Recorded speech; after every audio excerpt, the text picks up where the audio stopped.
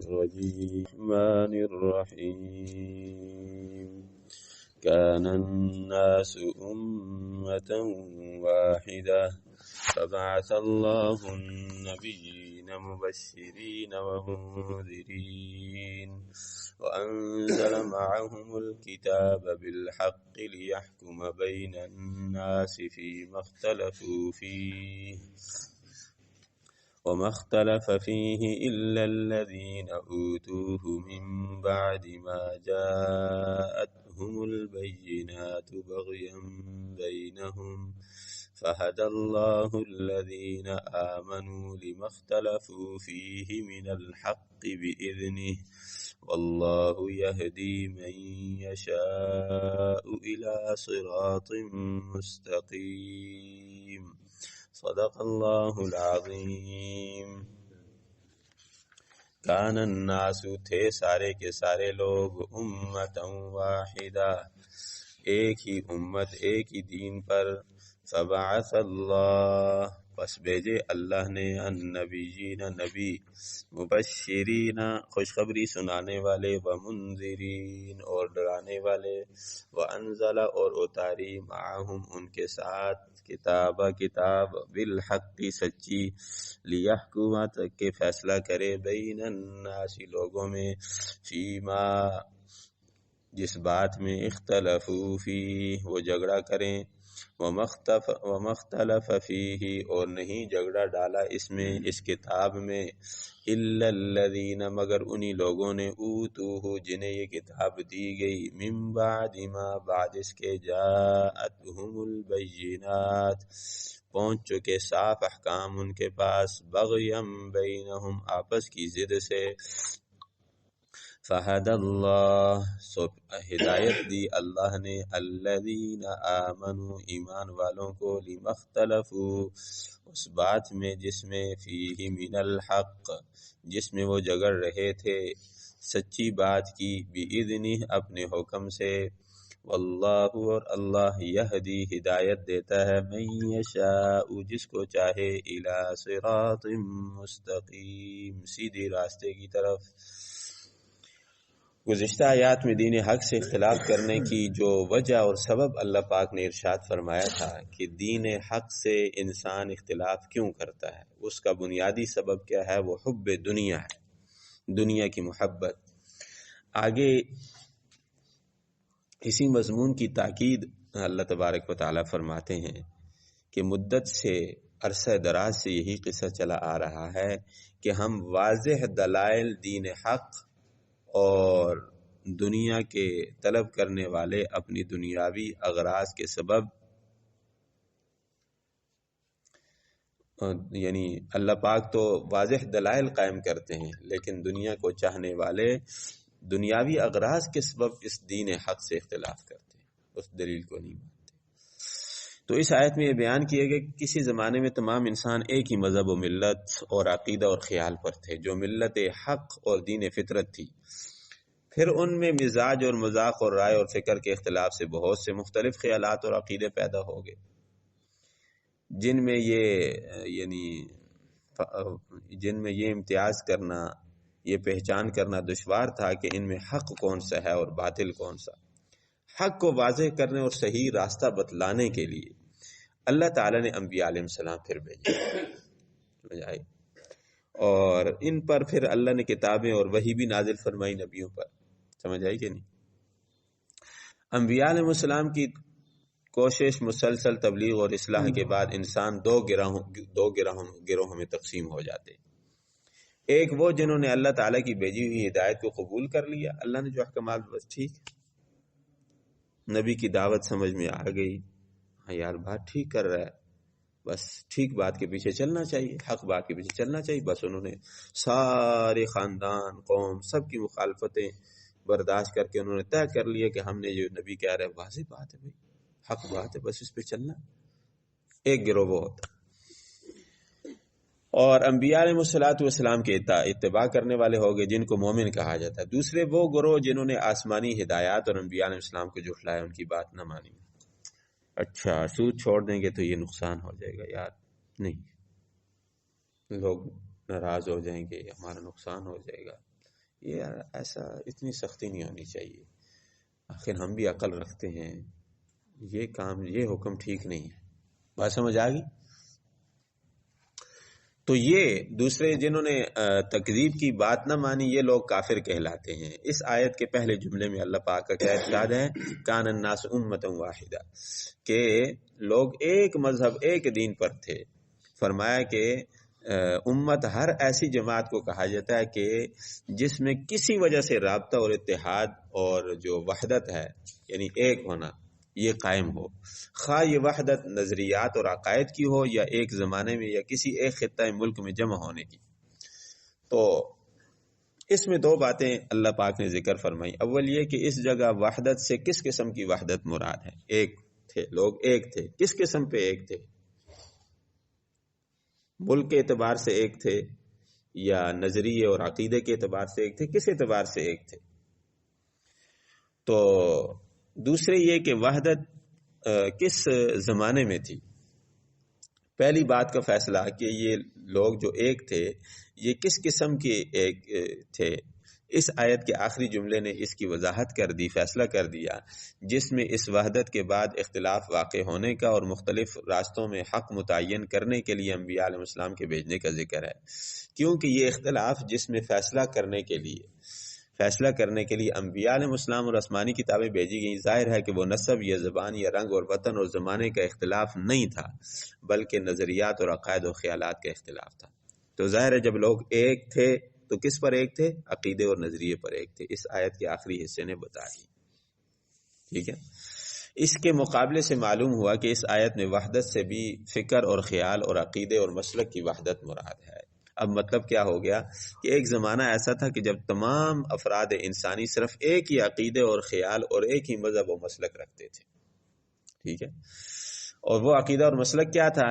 اس میں ایک یہ کہ سب عقیدہ توحید اور ایمان پر متفق تھے، ایک مطلب تو یہ ہے. دوسرا یہ کہ سب کفر اور گمراہی پر متحد تھے. لیکن جمہور مفسرین کے نزدیک زیادہ راجح یہ ہے کہ مراد صحیح عقیدہ توحید اور ایمان پر متحد ہونا ہے، جیسا کہ سورہ یونس میں بھی اللہ پاک نے 11ویں پارے میں ارشاد فرمایا وَمَا كَانَ النَّاسُ إِلَّا أُمَّةً وَاحِدَةً فَاخْتَلَفُوا، کہ لوگ صحیح دین پر تھے، یعنی صحیح ایک مسلک اور ایک عقیدے پر تھے، عقیدہ توحید پر تھے. جب آدم علیہ السلام کو اللہ پاک نے پیدا کیا، واقعہ آپ سنتے رہتے ہیں کہ سب سے پہلے اختلاف کہاں سے شروع ہوا؟ حابیل اور قابیل کا اختلاف کہاں سے شروع ہوا؟ حب دنیا. ٹھیک ہے نا، حب دنیا، دنیا کی محبت پر اختلاف شروع. آدم علیہ السلام نے حکم دیا اللہ کا یہ حکم ہے ایسے کرنا، ایک نے مان لیا دوسرے نے کہا نہیں مانتا. کیوں نہیں مانتا؟ اپنے نفسانی غرض، نفسانی خواہش کی وجہ سے نہیں مانتا. بس سمجھ آئی کہ نہیں؟ یہاں سے پھر دنیا کی محبت کی وجہ سے اختلاف شروع ہو گیا، اللہ کے حکم کو پس پش ڈال دیا. نہیں چاہیے اللہ کا حکم، میں ہماری خواہش کے خلاف ہے، ہمارا یہ نقصان ہو رہا ہے. شیطان نے بھی محنت کی. تو ان تمام آیات سے معلوم ہوا کہ اب دیکھنا یہ ہے کہ دین حق اسلام اور ایمان پر تمام انسانوں کے اتفاق کے زمانے میں واقع ہے، جیسے میں نے عرض کر دیا. اور حضرت عبداللہ بن عباس رضی اللہ تعالیٰ عنہما نے فرمایا کہ وحدت عقیدہ کا واقع اس وقت کا ہے جب کہ آدم علیہ السلام اپنی بیوی کے ساتھ دنیا میں تشریف لائے اور آپ کی اولاد ہوئی. آگے پھر حابیل قابیل کا واقعہ پیش آئے، وہاں سے اختلاف شروع ہوا. تو بہرحال اللہ تبارک و تعالیٰ نے اس آیت کے دوسرے جملے میں کیا ارشاد فرمایا؟ فبعث اللہ النبیین، کہ اللہ نے پھر پیغمبروں کو بھیجا جو خوشخبری سناتے تھے اور ڈراتے بھی تھے، اور ان کے ساتھ کتابیں بھی ٹھیک طور پر نازل فرمائیں. کس غرض سے؟ کہ اللہ تعالیٰ لوگوں کے درمیان، لوگوں میں ان کے کاموں کے جو جھگڑے والے اختلاف والے کام ہیں ان میں فیصلہ فرما دے. چلو ٹھیک ہے، آپ جھگڑ رہے ہو، نبی آ گیا، نبی تو اللہ کی طرف سے ہے نا، اور اللہ اس کی تربیت فرماتے ہیں. تو نبی کو اللہ پاک فرماتے ہیں کس لیے بھیجا؟ کہ تاکہ ان کے اختلافات نبی پر اکٹھے ہو جائیں. اور اللہ تبارک و تعالی نے کیا فرمایا کہ اختلاف انہوں نے کیا، انہی لوگوں نے کیا جنہیں کتاب دی گئی تھی. سمجھ آ رہی بات؟ جن کو اللہ نے نبی بھیجا، کتاب بھیجی، اختلاف انہوں نہیں، جن پر کتاب نازل ہوئی انہوں نہیں. کیسے؟ کتاب کا جو مطلب ہے، قرآن جو اللہ کی طرف سے وہی نازل ہوئی، کتاب نازل ہوئی، اس کا لفظ تو وہی، بعضوں نے تو الفاظ بھی بدل ڈالے، جیسے کہ قرآن خود کہتا ہے کہ یہودیوں عیسائیوں نے تورات اور انجیل کے اندر تحریف پہ تبدیلی. فویل للذین یکتبون الکتاب بایدیہم، پہلے پارٹ میں گزری تھی آیت کہ ہلاکت ہے ان لوگوں کے لیے جو اپنے ہاتھ سے لکھ دیتے ہیں. وَيَقُولُونَ هَذَا مِنْ عِنْدِ اللَّهِ، یہ اللہ کی طرف سے. اور اس طرح انہوں نے کیا کیا، نبی نے جو دیا اس کے اندر الفاظ میں بھی اختلاف کر دیا، اور دوسرے لوگ کون تھے جنہوں نے مطلب میں نہیں جی نہیں اس کا یہ مطلب نہیں ہے، سمجھ آئی کہ نہیں، اس میں نہیں جی اس کا یہ مطلب نہیں، آپ اس میں اختلاف کر دی. تو اختلاف انہی لوگوں نے کیا جنہیں کتاب دی گئی. اب آپ فی زمان ہی اس زمانے میں دیکھیے، حضور نے سب کچھ بتایا، صحابہ کے ذریعے امت تک سارا کچھ پہنچا، قرآن میں سب کچھ واضح ہے، صحابہ کی تعریف ہے، صحابہ کا حق پر ہونا. حضور نے مہر لگا دی کہ میرے سارے صحابہ ستاروں کی مانند ہیں، میرے سارے صحابہ عادل ہیں، سارے صحابہ سچے ہیں، اولئک هم الصادقون. قرآن نے مہر لگا دی. وَلَقَدْ عَفَا عَنْكُمْ، قرآن نے کہہ دیا میں نے انہیں معاف کر دیا ہے. وَكُلًّا وَعَدَ اللَّهُ الْحُسْنَى، میں نے ان سے جنت کا وعدہ کر لیا ہے. اور صحابہ کرام کی، نبی علیہ السلام کی ساری زندگی سامنے ہے. قرآن کا کیا مطلب ہے، اس آیت کا کیا مطلب ہے. اب اختلاف کہاں پہ ہے؟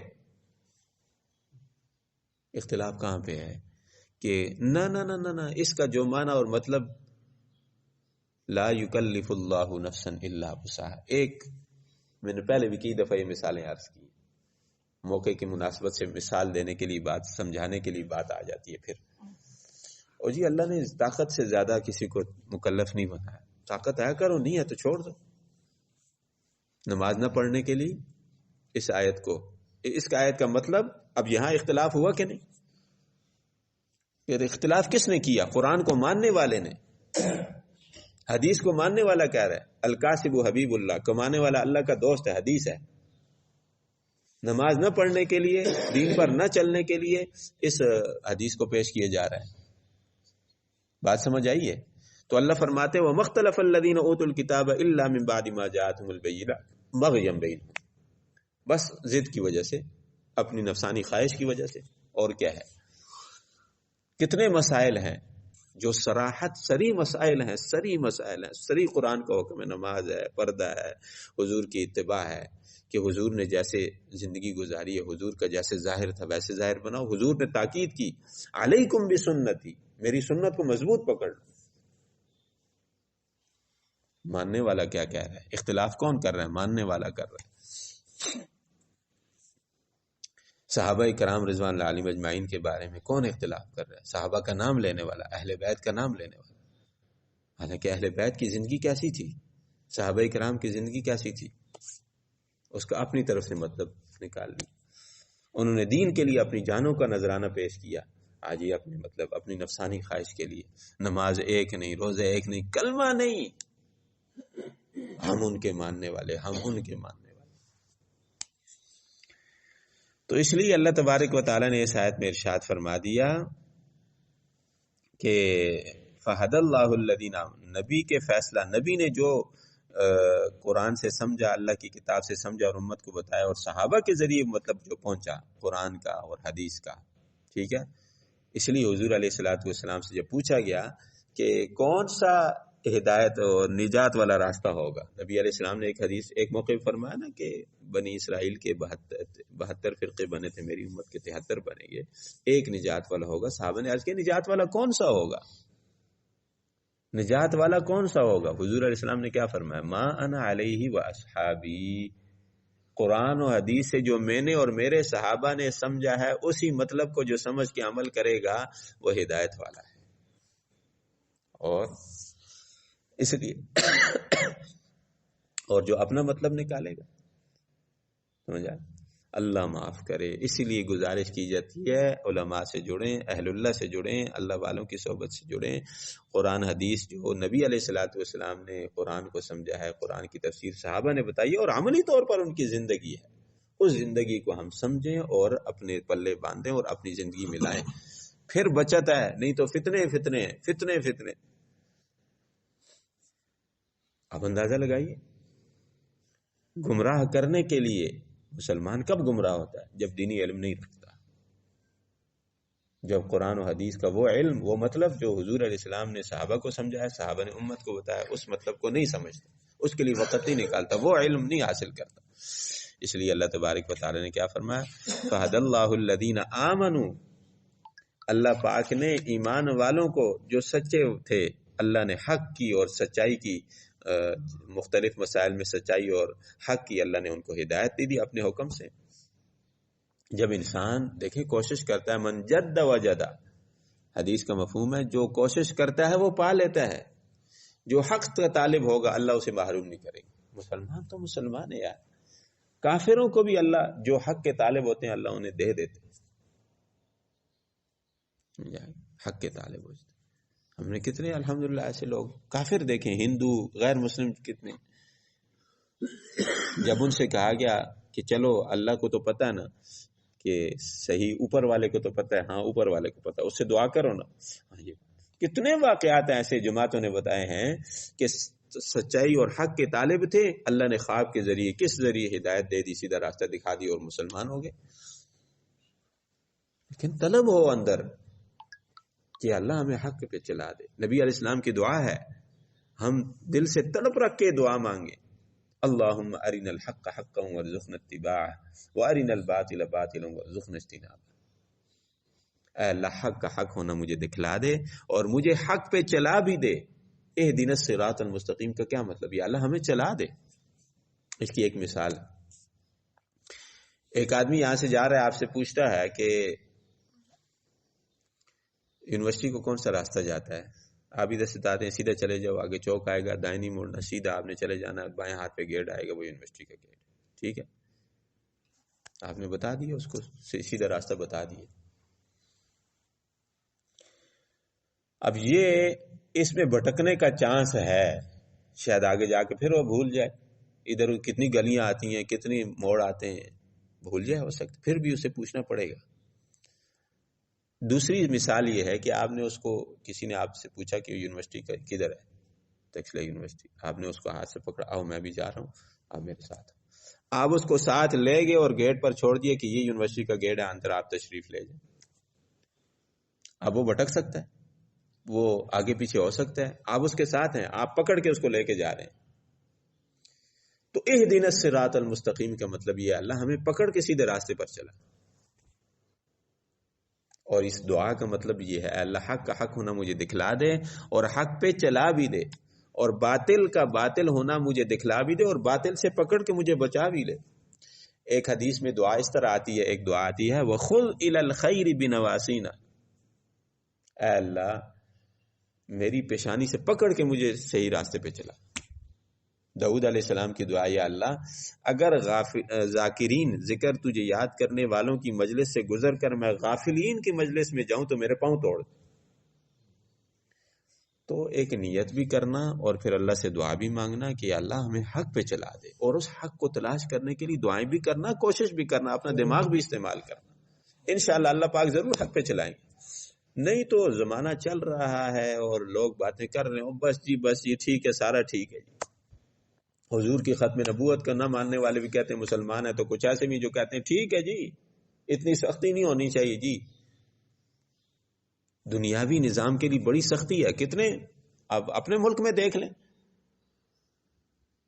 قوانین بنائے ہوئے ہیں فوج کے خلاف کوئی نہ بولے، اور جناب پاکستان کا دشمن کا جھنڈا کوئی نہ لہرائے، ٹھیک ہے، دشمن کا کوئی دوسری دشمن قوم کا جھنڈا لہرائے تو اسے وہ یار کیا ہے، خیر ہے مجھے جھنڈا اچھا لگ رہا تھا، بڑا چمک رہا تھا، بڑی اس میں رنگ برنگ تھا جی، تو اس لیے مجھے اچھا لگا، میں نے لگا دیا، کیا ہو گیا، میں پاکستانی ہوں، میرے باپ دادا پاکستانی، کیا خیال ہے؟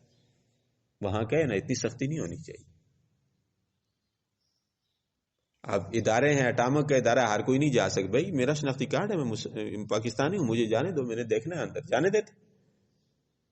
دنیا کے لیے سارے قوانین ہیں، اسلام کے لیے بس کہتے ہیں نہیں، یہ کافرانہ ذہن ہے، کافر یہ باطل والے ذہن بناتے ہیں کہ وہ مولویوں سے آزاد رہو، دین سے آزاد رہو، بس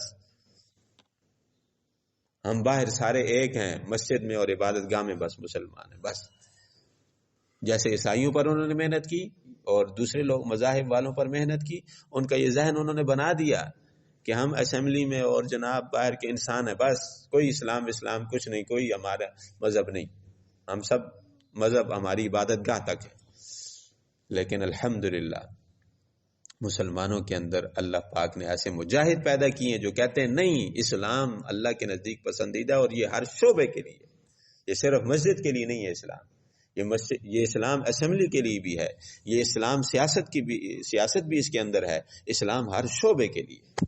بازار میں بھی اسلام کی بات کریں گے، دکان میں بھی اسلام کی بات کریں گے، ایوان صدر میں بھی اسلام کی بات کریں گے، اور اسمبلی میں بھی اسلام کی بات ہوگی، اور ہر جگہ چوک چوراہوں پہ اسلام کی بات ہوگی کہ ہم مسلمان ہیں۔ اسلام ہر شعبے کے لیے، اسلام صرف مسجد کے لیے نہیں، ہم صرف مسجد کے مسلمان نہیں ہیں، رمضان کے مسلمان نہیں ہیں صرف، یہ اسلام کے اوپر ابھی تک وہ چل رہے ہیں، اور اس لیے شہادتیں ہو رہی ہیں علماء کرام کی، مجاہدین کی۔ فلسطین میں کیا مسئلہ ہے ان کو؟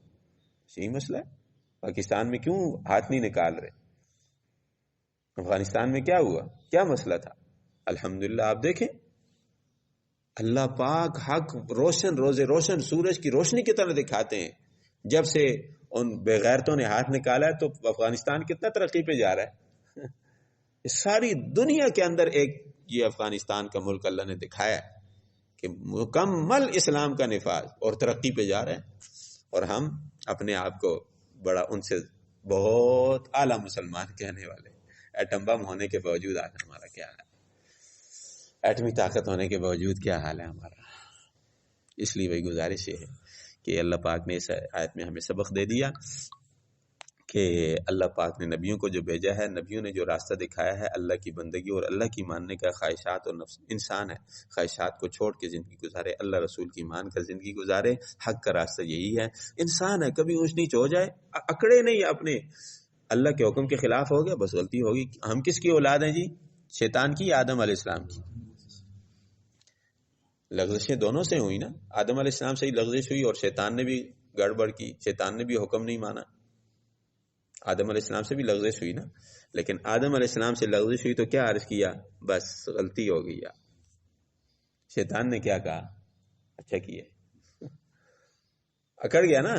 تو ہم آدم علیہ السلام کی اولاد ہیں، کبھی اونچ نیچ ہو گئی یا اللہ بس غلطی ہو گئی، اللہ معاف کر دے گا سچے دل سے یا اللہ ندامت ہو، پشیمانی ہو کہ اللہ دیکھ رہا تھا اور میں نے اللہ کی نافرمانی کی، اس پہ دلیلیں نہ دینا۔ جیسے میں نے 2 مثالیں عرض کی، بے شمار مثالیں ہیں آپ کے سامنے، مجھ سے زیادہ آپ واقف ہیں کہ کس طرح قرآن کو سامنے رکھ کے وہ کہہ رہے ہیں قادیانی مسلمان ہیں، قادیانیوں کو اپنے مذہب کی تبلیغ کی اجازت ہے، اور فلاں فلاں فلاں، سود مسلمان کر رہا ہے، جھوٹ مسلمان بول رہا ہے، قرآن کی آیتیں پیش کر کے، حدیثیں پیش کر کے۔ تو اس لیے ہم ان کا مطلب غلط نہ نکالیں، اپنے آپ کو سدھارنے کی کوشش کریں کہ واقعی ہماری غلطی ہے، ہمیں جھوٹ نہیں بولنا چاہیے، ہمیں سود سے بچنا چاہیے، واقعی ہمارا قصور ہے، اللہ سے معافی مانگیں اور اپنے آپ کو سیدھے راستے پہ لگانے کی کوشش کریں، اللہ کے راستے میں نکلیں، اہل اللہ کی صحبت اختیار کریں، انشاءاللہ دنیا آخرت کامیاب ہو جائے گی۔ ورنہ کیا ہے، دنیا میں بھی رسوا اور ذلیل، اور آخرت میں بھی جو ہے وہ اللہ کے سامنے شرمندہ ہوں گے، اللہ کے نبی کے سامنے بہت شرمندگی ہوگی، صحابہ اکرام کی قربانیاں ہیں، صحابہ اکرام کے سامنے ہم شرمندہ ہوں گے، اور اس شرمندگی کا پھر علاج نہیں ہو سکے گا، افسوس پہ افسوس ہی کرتے رہیں گے، اور پھر وہاں سے واپسی کا راستہ نہیں ہوگا۔ آج اللہ نے موقع دیا، ہم سدھر جائیں، اس کے لیے ہم راستہ اختیار کر لیں، اللہ کے راستے میں نکلیں، وقت لگائیں، ہماری ذمہ داری بھی ہے، ہمارا کام بھی ہے، اور رمضان المبارک اللہ پاک نے دے دیا، ہم اس کی قدر کریں، اور ایک تو فیصلہ بھی کریں، نیت بھی کریں کہ ہم نے انشاءاللہ اس رمضان کو منظم گزارنا ہے، ٹھیک ہے نا جی، اور اس کے ساتھ دعا بھی کریں۔ انشاءاللہ اگر ہم نے ان کاموں کا اہتمام کر لیا، ہم نے عملی طور پر رمضان کو منظم گزار لیا ترتیب کے ساتھ، اس وقت یہ، اس وقت یہ، اس وقت یہ، اس وقت یہ، اور پھر اللہ سے دعائیں بھی کرتے رہے، اللہ سے مانگتے بھی رہے، تو ضرور اللہ پاک ہمیں اس رمضان کی برکت سے ہماری زندگی تبدیل کر دیں گے، اور ہمیں اللہ آنے والی نسلوں کے لیے بھی اور کتنے انسانوں کے لیے ہدایت کا ذریعہ فرمائیں گے۔ نیت کرتے ہیں نا انشاءاللہ، پڑھیے۔